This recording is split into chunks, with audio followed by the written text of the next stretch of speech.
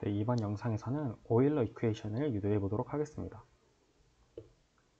네, 저희의 최종 목표는 펑셔널이라는 애를 최소로 만들고 싶은 거예요. 이때 펑셔널은 어떻게 정의되냐면 다음과 같이 정의됩니다. 이게 함수들의 적분이기 때문에 펑션이라고 안 하고 특별히 이름을 펑셔널로 이름을 짓습니다. 그리고 j가 펑셔널입니다. 그리고 예를 들어 볼게요. 예를 들어 보면 다음과 같은 예가 있는데 y랑 결국 x에 대한 적분인데 y가 아직 정해지지 않은 상태이죠.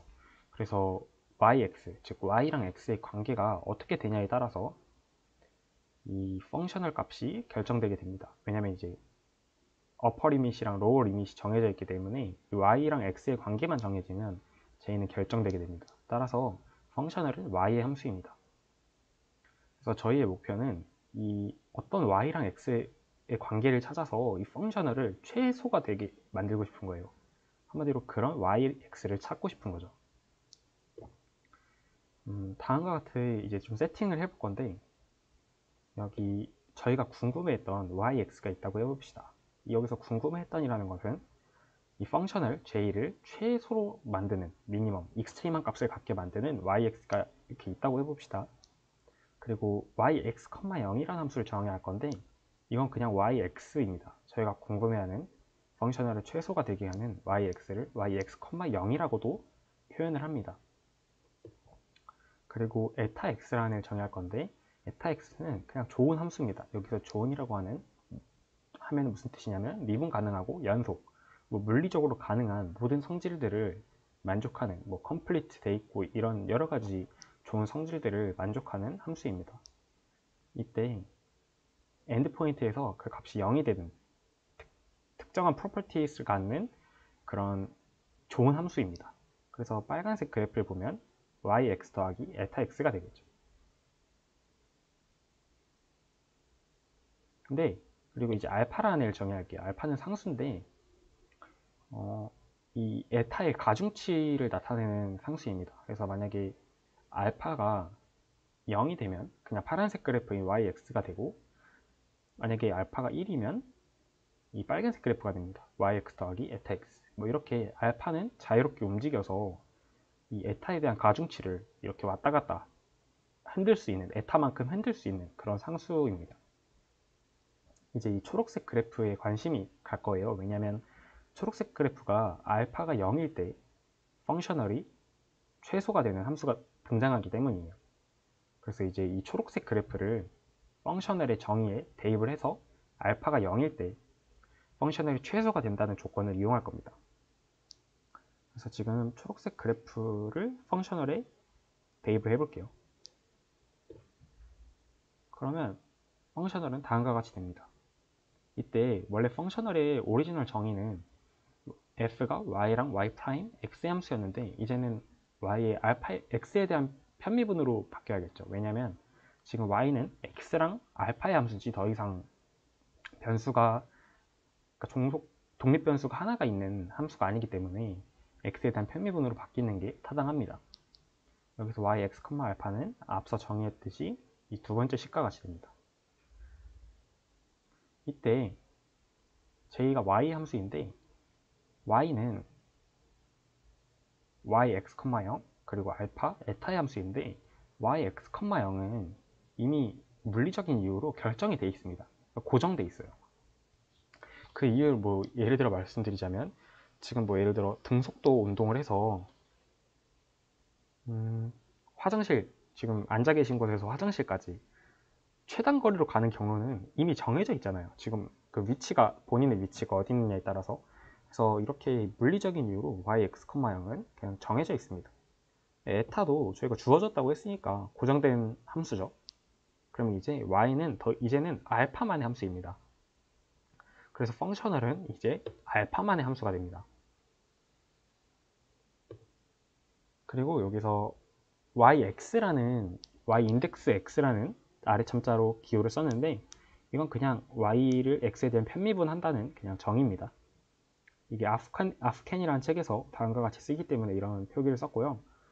그리고 yx에 대한 편미분은 yx, 0 그리고 에타 그리고 알파로 이렇게 변수가 분리가 되기 때문에 이렇게 마리온 책에서는 y 프라임 x, 알파라는 식으로 또 표현을 합니다. 표현이에요. 정의죠, 한마디로. 결국엔 y를 x에 대한 평미분입니다. 사실 어색하죠. 왜냐면 이거 처음 볼 때는 y는 x랑 알파 함수인데 y 프라임이라는 기호를 써서 좀 어색할 수 있는데 그냥 x로 편미분했다 이해하시면 될 것 같습니다. 그래서 j는 알파가 0일 때 미니멈 값을 갖는다는 저희가 이게 세팅이었잖아요. 미니멈 값을 갖는다는 게. 근데 이런 정리가 있죠.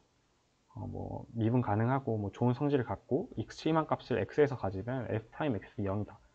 이런 성질을 저희가 알고 있습니다. 뭐 미적분학 때도 배웠을 거고 고등학교 미적분학에서도 많이 썼던 정리이죠.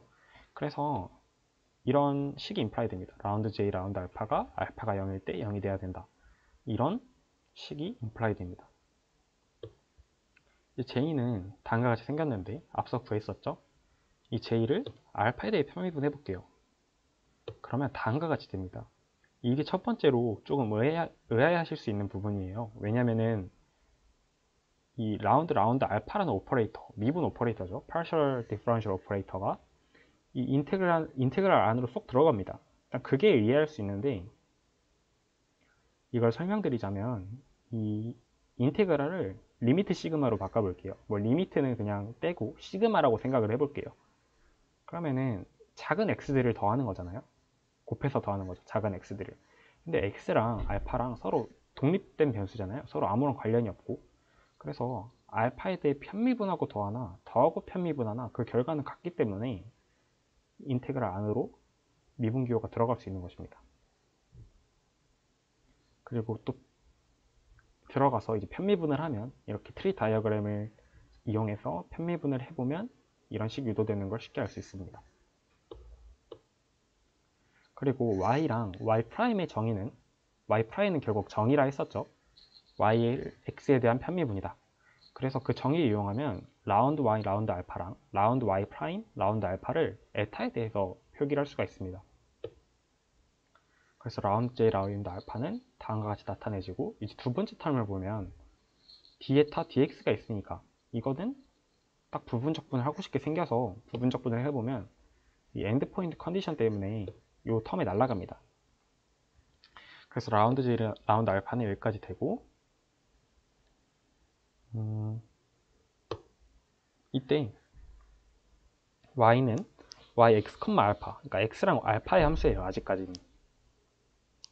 근데 이제 알파에 0을 대입하면 이제 더 이상 y는 x, 0의 함수가 아니라 yx, 0 그러니까 한마디로 yx가 됩니다. 펑셔널을 최소가 되게 하는 그 yx, 0이 됩니다. 이 이유는 이게 좀 이해하실 수 있는 포인트 두 번째인데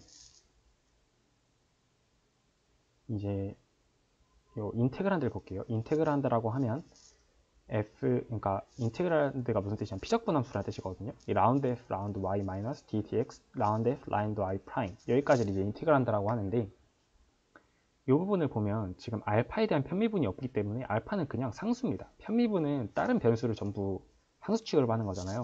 그래서 알파를 먼저 0을 대입하고 편미분을 하든 편미분을 하고 알파는 0을 넣든 똑같기 때문에 이제 y는 더 이상 yx, 알파가 아니라 yx, 0입니다. yx예요. 펑셔널을 최소로 하는 yx가 됩니다. 근데 이게 0이 돼야 되죠. 근데 이때 에타는 arbitrary합니다. 임의의 함수이기 때문에 이 인테그란드가 0이 돼야 돼요. 그래서 다음과 같이 이게 오일러 이퀘이션입니다. 이걸 잘 보면 이게 미방이거든요. Second order differential equation이거든요. 그래서 지금 엔드 포인트가 두 개가 정해져 있고 그러니까 두 개의 상수를 정할 수 있는 거죠. 그러니까 이렇게 미분 방정식을 푸는 꼴로 이렇게 모든 이렇게 임의의 상황에서 문제를 풀 수 있게 됩니다. 이게 오일러 이퀘이션입니다. 그래서 이렇게 유도한 게 상당히 복잡하잖아요. 그러니까 이 결과를 일단 외우고 이 다음 시간에는 물리학자들이 좋아하는 델타 심볼을 이용해서 변분법, 진짜 변분법이죠, 그게. 그걸 이용해서 이 식을 더 빠르게 유도하는 방법을 한번 배워보는 시간을 갖도록 하겠습니다. 수고하셨습니다.